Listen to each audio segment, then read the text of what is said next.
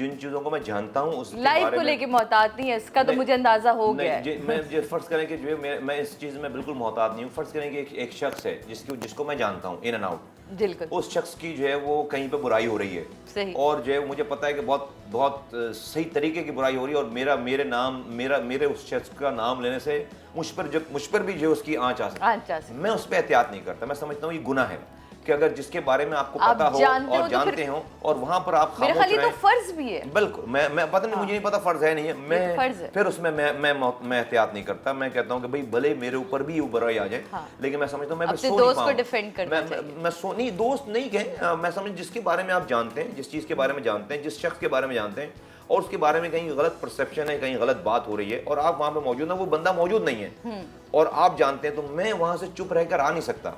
अब देखते हैं कि पब्लिक ने आपसे क्या पूछा है। मुस्तफ़ा साहब से मेरा ये सवाल है कि बेगम से झगड़ा अक्सर किस बात पे होता है? बेगम से झगड़ा अक्सर किस बात पे होता है? झगड़ा किस बात पे होता है? मेरा तो झगड़ा वैलेंटाइन याद ना हो, बर्थडे याद ना हो, एनिवर्सरी याद ना हो, पुरानी बच्चों की सालगिरह यूज्ड टू हो गए सारे। अब तो अरे भैया झगड़ के मेरे इन लॉज में ये था, ये नहीं याद था। नहीं, ये भी चक्कर नहीं है। भाभी आप तो बहुत अच्छी हैं। अब तो मेरा जो है वो ससुराइल जो है ना वो बहुत दूर है। ससुराइल, वेरी नाइस, ब्यूटीफुल। वो तो ये चक्कर भी नहीं है। मुझे नहीं पता कि झगड़ा जो है गर्मियों की शॉपिंग नहीं हुई, सर्दियों के कपड़े, ऐसा कोई चक्कर, बच्चों के टाइम, पेरेंट्स मीटिंग में नहीं गए, वो सब यूज्ड टू हो गए सारे। इतनी तो पहले बहुत पुरानी बात है, जब हुई होगी कोई बात पहले दूसरे साल, भाई इन बातों में झगड़ना है तो फिर जिंदगी भर फिर जो है वो मैंने तो चेंज नहीं होना है। मैं तो जो है यार ये कमाल, ये मतलब पहला कपल देखा जिसकी लड़ाई नहीं होती है। मतलब लड़ाई कैसे तो कह नहीं, झगड़ा बिला वजह का। अच्छा, आप करते हैं, आप लोगों की तसल्ली के लिए तो प्लान करते हैं, झगड़ा प्लान करते हैं। गीला तौलिया डाल के देखेगा भाभी का क्या रिएक्शन आता है। कोई झगड़ा प्लान करते हैं। अगला सवाल देखते हैं कि क्या किस सवाल किया भाई। किस मुस्तफ़ा अंकल, आपने कभी टेप बॉल से गली में क्रिकेट खेली है?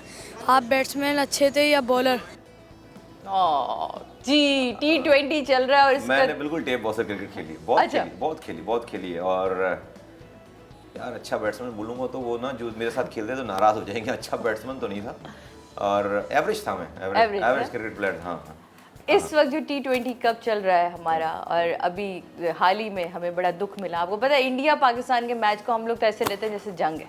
हमारे लिए मैच में जंग होनी चाहिए, बस बाकी ठीक है, हालात सरहदों पर सेट रहने चाहिए। लेकिन अगर आप होते वहाँ कैप्टन तो क्या आप 5 बॉलर्स रखते, फास्ट 5 बॉलर रखते? मैंने फॉलो नहीं किया, टू बी वेरी ऑनेस्ट। मैंने फॉलो नहीं किया। मुझे जब कोई ये बता देता कि मैच जीत गया तो फिर मैं उसकी जो है वो क्लिप्स देख लेता हूँ। मुझे पता नहीं, मुझसे नहीं देखा जाता कि जो है पाकिस्तान हार रहा है और अब बहुत हारने लगा है पाकिस्तान मैचेस, तो मैं नहीं देखता हूँ मैचेस। जब मुझे पता चल जाता है कोई मैच जीत गए तो उसकी मैं क्लिपिंग जरूर देखता हूँ। वाह ग्रेट जनाब। यहाँ लेते हैं छोटा सा ब्रेक के बाद मिलते हैं आपसे। इनसे तो पूछते पहली मोहब्बत कब हुई? ये सवाल उधार रहा कि पहली मोहब्बत कब हुई थी। नहीं, कुछ तो याद होगा, कोई कजन वजन।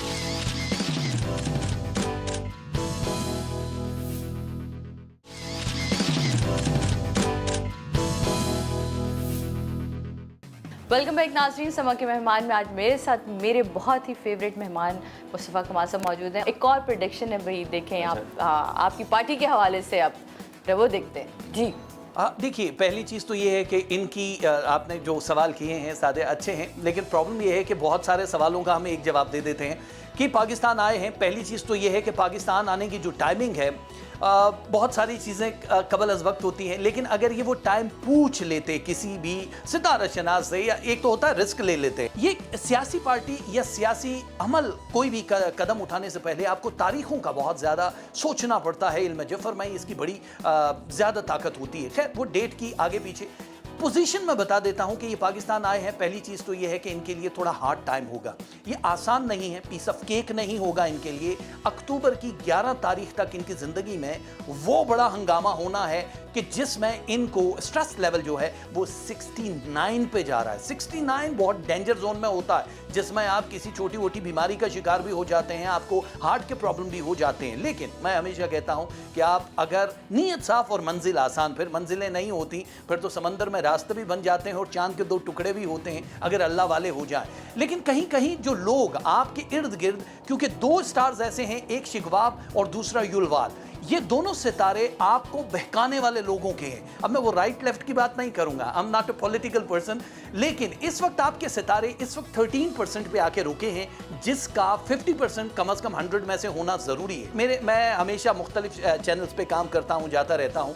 एक सियासी शख्सियत जो पहले थे डॉक्टर आमिर लियाकत, उनके हवाले से कहूंगा कि ये मेरे पास एक सितारा है जो बिल्कुल बराबर में आ रहा है। वो इस वक्त 46.2% पे है, ये 13 पे है। यानी कि अगर मतलब एक एडवाइस है, मेरी इतनी अक्लो फरासत वाली चीज़ें नहीं है, लेकिन अगर वो इनकी पार्टी में शामिल हो जाते हैं, अगर ये शामिल हो जाते हैं डॉक्टर आमिर लियाकत, तो ये सक्सेस रेट फौरन यानी दिनों में ये वो चीज़ अचीव कर लेंगे जो अभी शायद 2, 2.5, 3 बरस भी इनको लग जाएंगे। पार्टी का नाम मेरे ख्याल से ये ज़्यादा बेहतर जानते हैं, लेकिन अगर ये उर्दू हरूफ तहज्जी में पे और दूसरा एन से कोई भी नाम रखते हैं तो वो इनके लिए सक्सेस होगा। यानी ए और पी के नाम से ये अपनी पार्टी का नाम रख सकते हैं जी।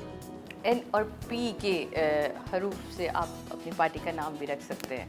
आमिर लियाकत साहब की तो और मार्केट गई है, अब तो अब चैनल वाले और पीछे पीछे भागेंगे। उफ, क्या सोचते हैं आप?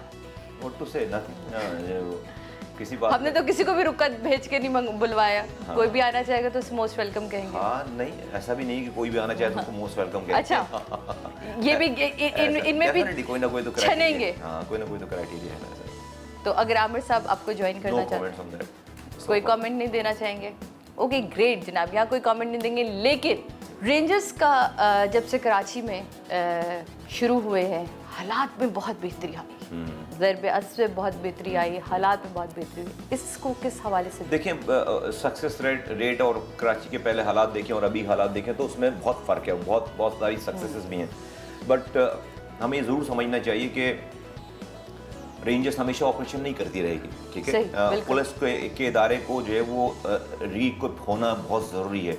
At the end of the day जो है पुलिस ने सारी चीज़ें संभाल ली हैं, और जब तक आप ग्रास रूट लेवल पे कम्युनिटी पुलिसिंग लेकर नहीं आएंगे, जब तक लोगों की, शहरियों की ओनरशिप पुलिस के ऊपर नहीं जाएगी, ये सिलसिला जो है वो नहीं अल्टीमेट अपनी कंक्लूजन पे नहीं पहुंच पाएगा, अच्छाई पे नहीं पहुंच पाएगा। तो और फिर किसी के साथ ज्यादती नहीं होनी चाहिए, हमें बहुत ज़्यादा किसी मासूम के साथ ज्यादती नहीं होनी चाहिए। फिर दूसरी बात ये कि जो कल्प्रिट्स हैं, जो कि इन तमाम बुराइयों को जन्म देने वाले लोग हैं, उनको जड़ से उनको एड्रेस करने की ज़रूरत है, ना कि जो लोग सुन रहे हैं, जो लोग अपना जो रिसीविंग एंड पे हैं उस पे तवज्जो जो है वो ज़्यादा नहीं होनी चाहिए, ना कि जो है वो ये लोग तो ठीक हो जाएंगे, अगर इनको चलाने वाले लोग ठीक हों तो जो है वो ये लोग ठीक हो जाएंगे।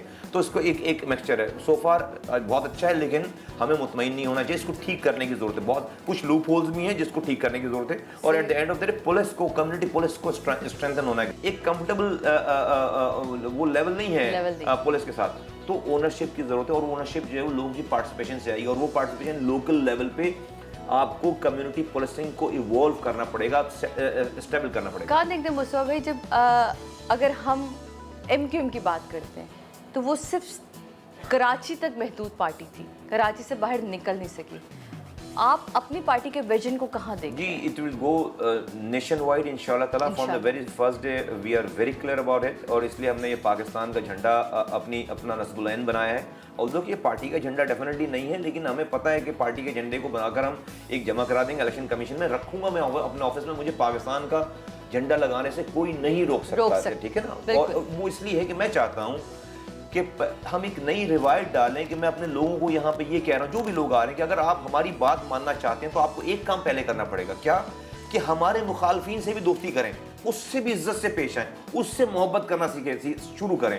आज से मेरा जो मुखालिफ है, जो मेरा ओपोनेंट है, जो हमारी पार्टी का ओपोनेंट है, उससे आप जो दोस्ती, तमीज़ और उससे मोहब्बत करना चाहिए, ताकि एक नया कल्चर, ये जो हम कहते हैं कि चाहे वो PTI वाला हो, चाहे वो पीपल्स पार्टी वाला हो, चाहे वो PMLN वाला हो, चाहे वो शिया सुन्नी देवबंदी बरेलवी कोई भी हो, अगर इस झंडे को मानने वाला है और हमारा मुखालिफ है, उससे इज्जत करना, उसकी बात सुनना हम पर लाजिम व मलजूम हो जाता है, उसकी रिस्पेक्ट करना हम पर लाजिम व मलजूम हो जाता है। यहाँ से तो शुरुआत करें, क्यों कि हमें सोसाइटी बनानी है, हमें सोसाइटी को इस तफरुके में नहीं जाना, हमें मजीद टुकड़े नहीं करने, हम जोड़ने के लिए आए हैं, हम तोड़ने के लिए नहीं आए। टुकड़े तो पहले नहीं हो चुके कि हम महाजिर हैं, उसने कहा हम सिंधी हैं, किसी ने आज तक ये नहीं कहा कि मैं पाकिस्तानी हूँ या हम पाकिस्तानी। ऐसे हम कह रहे हैं ना ये वाली बात, और हम प्रैक्टिकली आखिरी सांस तक इस वाली बात को पे न कैसे प्रीच करेंगे बल्कि अमल करेंगे इंशाल्लाह ताला। देर आए दुरुस्त आए, कभी भी किसी चीज़ में देर नहीं होती। अगर आपको ये लगता है कि अब मैं इन चीज़ों को ठीक कर सकता हूँ या कर सकती हूँ तो कर गुजरिए, क्योंकि उसका साथ ज़रूरी है, किसी और का साथ नहीं चाहिए।